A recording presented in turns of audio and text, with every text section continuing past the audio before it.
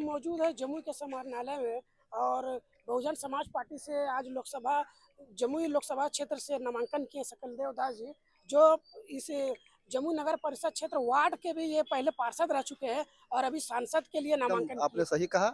मैं यहाँ का स्थानीय हूँ और जमुई नगर परिषद से मैं 2012 से लेकर 17 तक पार्षद भी रहा हूँ।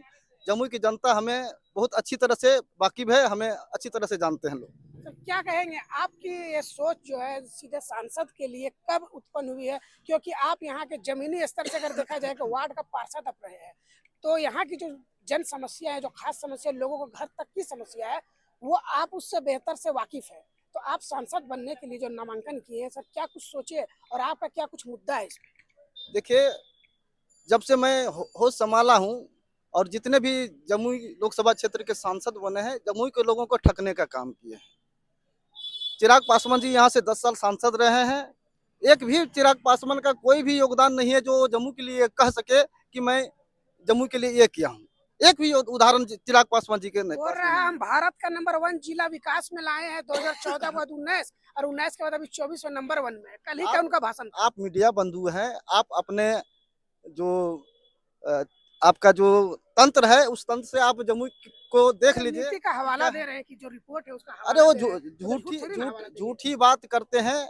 कोई विकास जमुई में नहीं हुआ। आप बताएं कि जमुई में कहाँ औद्योगिक संस्थान है, कहाँ मेडिकल कॉलेज खुला है, कहाँ इंजीनियरिंग कॉलेज खोला है, कौन सी सड़क 4 लाइन हो गई है, कहाँ स्ट्रीट लाइट दिखती है, कहाँ गरीबों के सभी लोगों के पक्के मकान बन गए। आपको कहीं दिखता है तो हमें बताएं कि इस जगह दिख रहा है। एनडीए के प्रत्याशी जो है यहाँ भारती जी है, वरुण भारती, एनडीए से जो प्रत्याशी है चिराग पासवान का बहनोई है, तो कहीं ना कहीं अगर देखा जाए तो क्या यहाँ के लोग इस बार स्थानीय को चुनना चाहेंगे?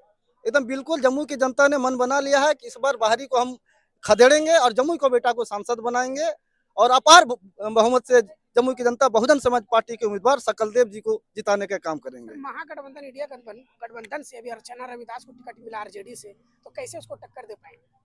देखिए, वो संविधान विरोधी पार्टी से आए हैं। संविधान विरोधी पार्टी से जी, क्योंकि हमारे संविधान में हमारे लिए आरक्षण, उसी संविधान में आरक्षण की व्यवस्था की गई थी और लालू जी, तेजस्वी जी घूम घूम के भीम संवाद यात्रा करके संविधान बचाने की बात कर रहे थे और उसी संविधान में हमें आरक्षण मिला है। इस राज्य में 40 लोकसभा के सीट है, 34 सीट से उनको पेट नहीं भरा और एक रिजर्व सीट पर भी अपनी बिरादरी को खड़ा करने का काम किए हैं। जम्मू की जनता इस बात को भली भांति समझ ली है और जम्मू की जनता उन्हें खारिज कर चुका है। वो झूठ में प्रचार करती है कि हम जम्मू की बेटी हैं। वो मुंगेर की बेटी है, मुंगेर की रहने वाली है। जहां लड़कियां की शादी हो जाती है वहीं के कहलाती है।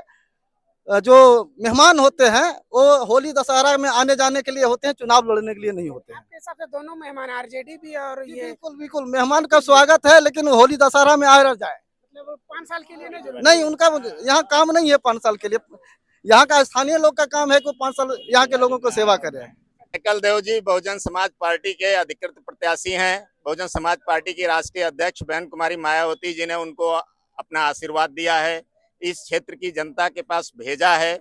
मुझे पूरा विश्वास है कि इस जिले के लोग, इस कॉन्स्टिट्यूएंसी के लोग जो बहन कुमारी मायावती जी को मानते हैं, उनकी नीतियों में आस्था रखते हैं, बहुजन समाज पार्टी को मानते हैं, वो सकलदेव जी को पूरा समर्थन करेंगे और वो यहाँ से सांसद बनेंगे और बहन जी 24 में इस देश की प्रधानमंत्री बनेंगी।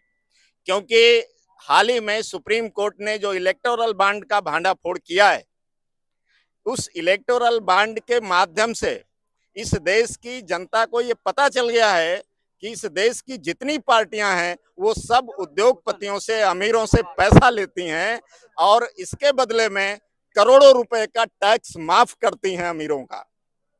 एकमात्र राष्ट्रीय पार्टी है देश की तीसरी जो बहुजन समाज पार्टी है, जिसने 1 टका भी किसी उद्योगपति से नहीं लिया। इसका मतलब इस देश के 100 करोड़ लोगों की अगर कोई पार्टी है गरीबों की, तो वो बहुजन समाज पार्टी है। और इसीलिए 2024 में इस देश के 100 करोड़ लोग बहुजन समाज पार्टी को जिताएंगे अपने अपने देश प्रदेश में। और देश की तीसरी राष्ट्रीय पार्टी है। और बहन कुमारी मायावती जी 4 बार उत्तर प्रदेश की मुख्यमंत्री रही हैं। चाहे शिक्षा का क्षेत्र हो, सैकड़ों कॉलेज और विश्वविद्यालय बनाए हैं, मेडिकल कॉलेज बनाए हैं, गरीबों को जमीन दिया है, मकान दिया है। लॉ एंड ऑर्डर के मामले में पूरे देश में कोई उनके जैसा शासन नहीं चला पाया है। और तीसरे नंबर की राष्ट्रीय कैडराइज्ड पार्टी है और सकलदेव जी उस पार्टी के पिछले 20-25 साल से एक जिम्मेदार कार्यकर्ता हैं। वर्तमान में भी वो प्रदेश के उपाध्यक्ष हैं। बहन कुमारी मायावती जी ने उनको यहाँ का प्रत्याशी बनाया है, उन पर भरोसा जताया है। मुझे पूरा विश्वास है आप सब लोग उनको जिता करके संसद में भेजेंगे और बहन कुमारी मायावती जी के हाथों को मजबूत करेंगे, बहुजन समाज पार्टी को मजबूत करेंगे। मैं एडवोकेट सुरेश राव और बहुजन समाज पार्टी का केंद्रीय प्रदेश प्रभारी हूं। इधर बिहार में बहन कुमारी मायावती जी की आदेश पर इधर काम बढ़ाने में लगा हुआ हूं और चुनाव की देखरेख के लिए यहां पर मैं भेजा गया हूं। इसी सिलसिले में आज आपके जमुई में हूं। मुझे विश्वास है सकलदेव जी जरूर जीतेंगे और जमुई के लोग उनको जिता करके भेजेंगे। रही बात दूसरे प्रत्याशियों की, तो सकलदेव जी ने अभी कहा है चाहे बेटी हो या दामाद हो, होली दिवाली आते हैं और अपना दान दक्षिणा लेकर चले जाते हैं। उनको इधर घर नहीं होता है, मेहमान होते हैं। वो मेहमान है, उनका स्वागत है। मुझे उम्मीद है जमुई के लोग उनको गुजिया उजिया खिलाएंगे और वापस भेज देंगे।